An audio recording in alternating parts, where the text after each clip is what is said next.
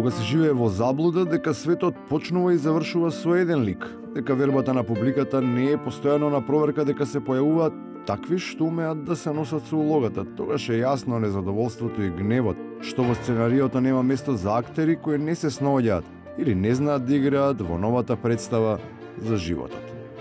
Како да не се нервираш кога гледаш некакво плеќасто детиште со разбушавена коса, нели на никаков начин ги плени другите луѓе.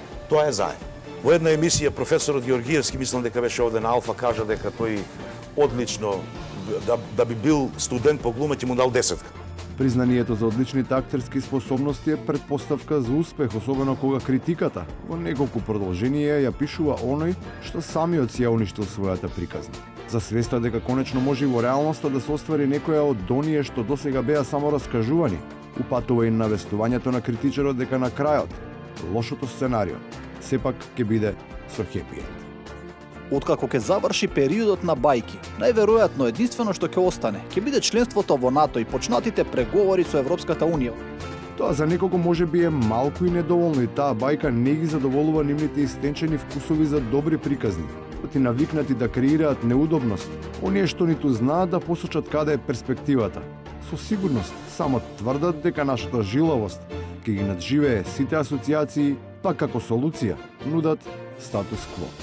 Македонија без НАТО и ЕУ, поготово под непристојни услови, може да живее 100 години, се развива најнормално, а не сум сигурен дека било кој од нив ќе издржи толку долго време. Оваа приказна веќе никој не верува, па дури ниту тие кои што беа главни статисти во неа. За разлика од порано, тие ги сменија карактерите и сега даваат сопствен придонес, преземајќи улогата решени конечно да ја доиграат представата. Затоа многумина сметаат дека ним во најголема мера ќе им припадне дивидендата, бидејќи во свој раце, во овој случај, го имаат правото на собственост на златната акција. Али Ахмет е газдата на Македонија во моментот. Ово јавно го кажам на телевизија. Зашто? Зашто е газда? Затоа што е најумниот политичар во страната. Мудроста е карактерна особина на политичарите кои сакаат да извлечат максимум ќар со минимум влог. Тоа не е газдинство, туку чувство за позиционирање. Газдинство во политиката е тогаш кога ги покрај јасниот конфликт на интереси. Владени функционери со акумулаторите за кои финансии не дава дозвола, ќе си ги палат приватните мотори. Оти некој им дава право во тоа име да им се може. Заменик председателот на владата задолжен за економски прашања Пурчо Ангушев. Имено, баш таквото однесување придонесува системот да биде ставен во функција, па секој да почне на место едната, заедничката, да си прави собствени приказни во кои на крајот мора да го добие својот дел од колачот, му припаѓал или не, заслужен или незаслужен, ама воден од светлите примери. Кога има еден директор или заменик директор или било некој работел на сектор, службена кола, другите трошоци, бензин, тоа, сега еден пратеник, зашто да нема?